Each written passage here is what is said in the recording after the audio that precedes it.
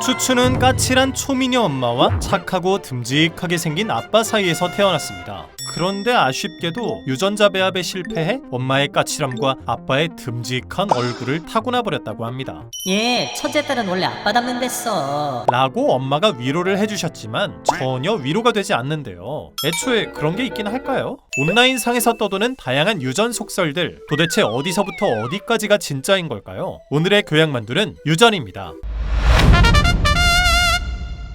미디어 속에서도 우리 주변에서도 유독 아빠와 붕어빵인 큰딸들을 자주 볼 수 있습니다. 딸은 아빠를 닮는다는 말은 우리나라뿐만이 아니라 유럽이나 미국 등 해외에서도 흔히 들을 수 있는 속설인데요.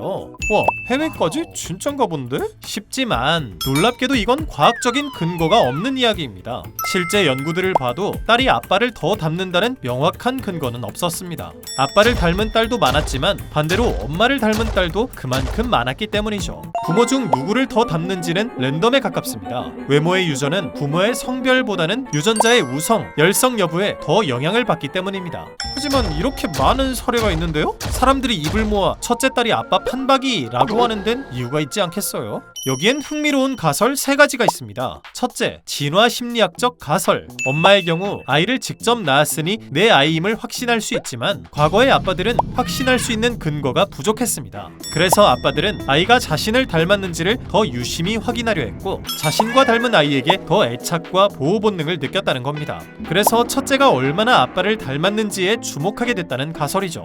실제로 엄마나 주변 사람들이 무의식적으로 애가 아빠랑 똑같이 생겼네 라고 더 자주 말하는 경향이 있다는 연구 결과가 등장하기도 했습니다. 두 번째는 선택적 주의와 확증 편향 때문이라는 가설입니다. 첫 아이의 탄생은 부모에게 있어서도 새롭고 특별한 경험인데요. 이때 첫째 딸은 아빠를 닮는다는 말을 듣게 되면 무의식적으로 그 속설이 맞는지 확인하기 위해 아이를 계속 아빠와 비교하게 됩니다. 실제로는 엄마와 아빠를 둘 다 닮았어도 아빠와 비슷한 특징에만 꽂혀 아빠랑 판박이네 라고 느끼게 되는 것이죠. 마지막으로는 가용성 휴리스틱 현상일 수 있습니다. 쉽게 생각나는 일부 케이스를 근거로 실제보다 훨씬 흔하다고 착각하게 되는 것이죠. 만약 누가 첫째 딸은 아빠를 닮는다고 말한다면 우리 뇌는 그 즉시 아빠 닮은 첫째 딸을 본 기억을 샅샅이 뒤집니다. 이때 몇몇 사례가 쉽게 떠오른다는 이유만으로 확률을 어림짐작해버리는 것입니다. 실제로는 랜덤이라니 좀 허무한데? 하지만 추추는 진짜 아빠랑 똑같이 생겼는. 어렸을 때 아린의 남동생은 시험을 개차반으로 봐서 혼쭐나던 중 원래 자식 머리는 엄마 닮는 데써 다 엄마 때문이야 이라는 충격 발언을 했다가 엄마한테 줘 터진 적이 있는데요.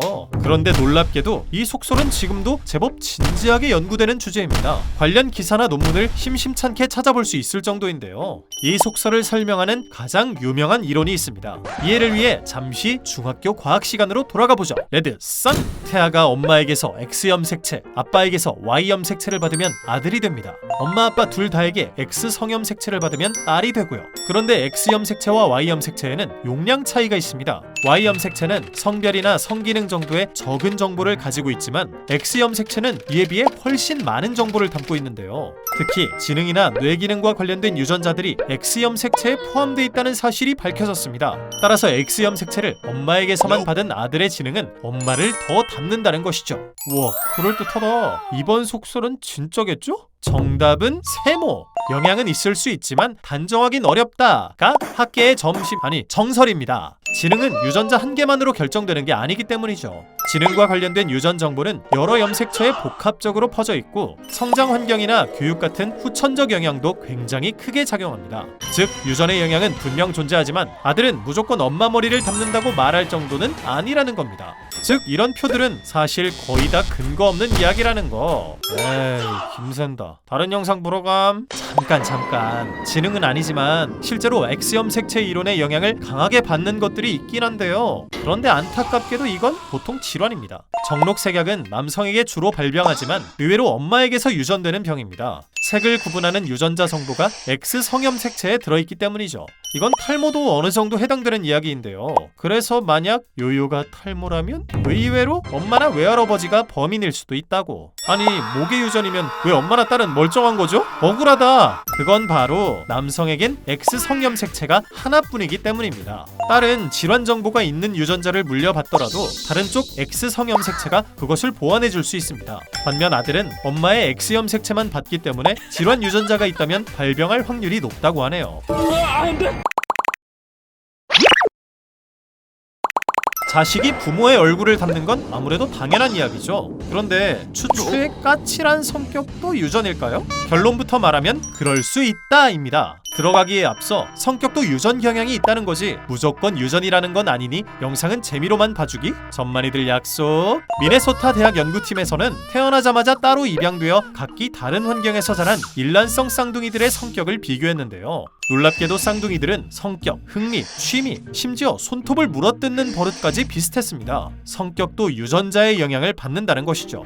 유난히 모험을 좋아하는 성격은 사실 도파민 변이 유전자와 연관이 있습니다. 평소 도파민이 모자라 새로운 것에 도전하려는 성향을 보인다는 것이죠. 다음으로 선천적으로 성격이 예민한 유전자도 있는데요. 이 유전자를 가진 사람은 불안과 근심 걱정이 많고 감정 기복이 큰 경향이 있다고 합니다. 낯선 사회적 상황에서도 스트레스를 많이 받아 사람들과 잘 어울리지 못하기도 하죠. 이런 선천적인 성격은 어릴 때보다 성인이 된 후 더 뚜렷하게 드러나기도 합니다. 어릴 땐 각종 교육, 훈육 등으로 교정돼 성격을 누르고 살게 되지만 다 커서 독립하고 나면 본래 타고난 성격이 튀어나오기 때문입니다. 심지어는 음식 취향도 유전을 탈 수 있다는데요. 유난히 오이를 경멸하는 당신, 사실 쓴맛 유전자를 갖고 있어서 오이나 브로콜리, 고수 같은 채소의 쓴맛을 더 강하게 느끼는 걸 수도 있습니다. 술을 조금만 마셔도 얼굴이 빨개진다면 선천적으로 숙취가 심하고 술이 안 받는 유전자를 타고났을 수 있습니다. 가족 중 나와 같은 알스가 있는지 찾아보세요. 엥? 아닌데 저희 아빠는 술 못 마시는데 저는 자주 마셨더니 주량이 늘었어요. 그건 알코올에 자꾸 노출되다 보니 잠시 술에 내성이 생긴 것이지 진짜 주량이 늘었다고 보기는 힘듭니다. 술을 안 먹어버릇하면 다시 주량으로 돌아오는 이유도 이 때문이죠.